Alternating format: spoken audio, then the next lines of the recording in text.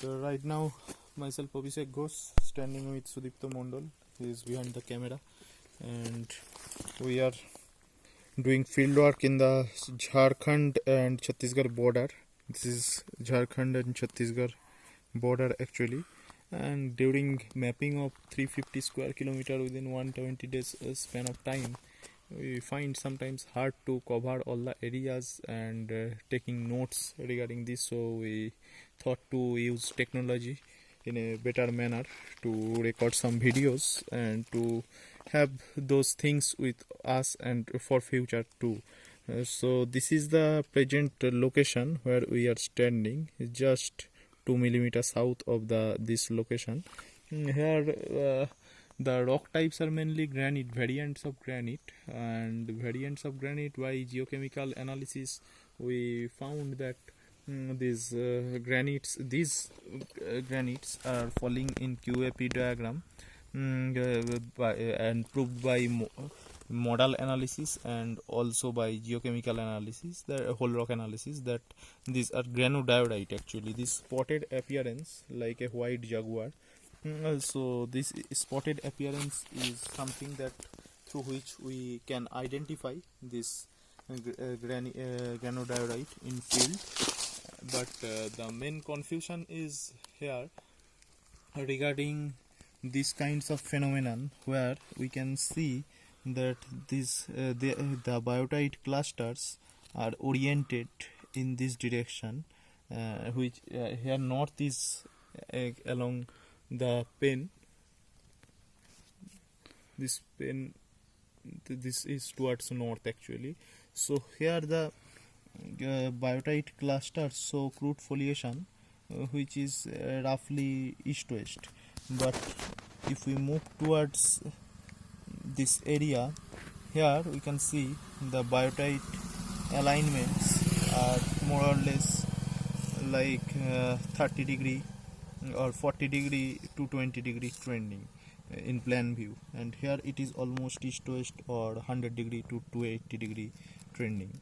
So how this biotite clusters show rotation in plan view or in any view, means whether they are deformed or they are not deformed, but due to ballooning of Pluton during intrusion, such some solid state deformation takes place, but that is not due to any diastropism, that means secondary deformation or crustal scale movement.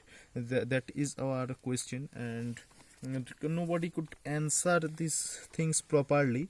That's why, and in no literature we find that this kind of phenomenon are explained well. So definitely we'll try to, means not, we cannot say solve, but we try to record some pattern regarding these rotational features.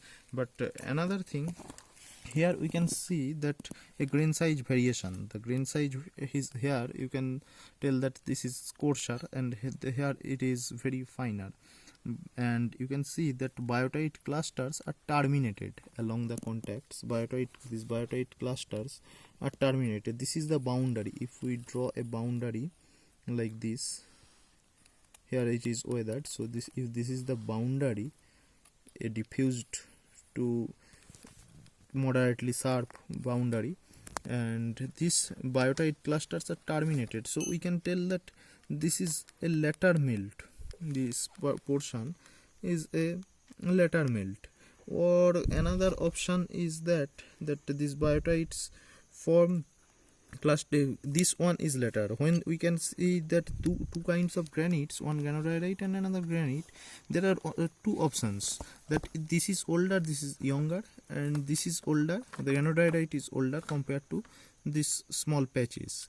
But we cannot get evidence of firm evidence for concluding something. So this is one of the problem we are facing. But the grain size fining and this kind of termination made us more inclined towards the interpretation that this one is later, and here also phenocrysts can be observed. These are the phenocrysts, this. And if we go to the section, move it here.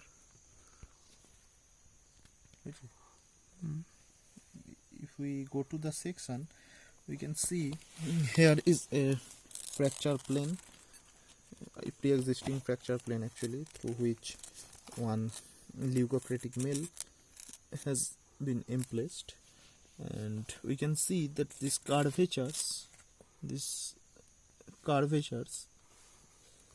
through which that fine-grained variety, that is quartz plagioclase rich variety, has been emplaced. And this kind of dragging, you can see the dragging, this is dragging, this kind of dragging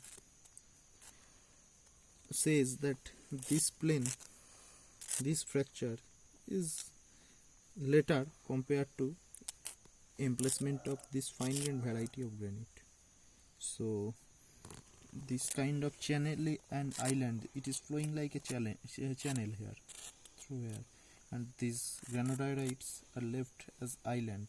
So from this we can say that this is intruded later, but